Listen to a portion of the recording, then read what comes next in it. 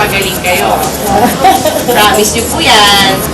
Si promise nanay. Anong promise si nanay? Ito si Aling Anita Porras, 69 years old, ang kapuso nating humiling na makita ng personal ang paboritong aktor na si Richard Gomez at paboritong aktres na si Marian Rivera.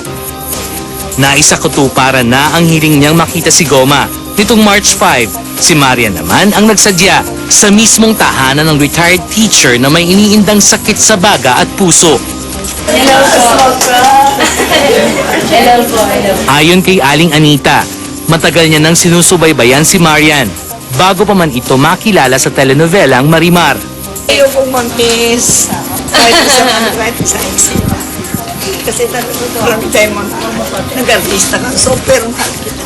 Ay, salamat po, Nay. Salamat. Sobra talaga.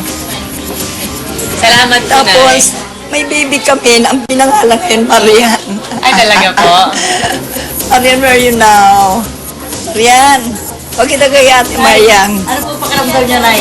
Masaya, siyempre. Ano pa yan? Pasensya na po. Siyempre, maka yung gap ng hininga ko. Sabi niya, ano doon, nung una pa lang, pinapanood niya na ako. After yung soap, siguro yung sinasabi niya. Alam mo ba doon lang sa Marimar? Gusto ko lang tumalon-talon. Na magpila ka. Ano pag inapi ka?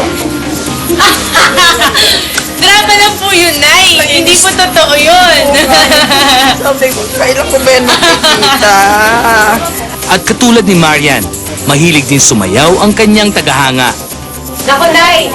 Kailangan gumaling kayo. Kasi bibigay ko sa inyo yung CD ko. At pag gumaling kayo, sasayaw tayong dalawa. Oo! Ayan, magpupulong tayo, Nay. Ang tugtog natin, sabay-sabay tayo.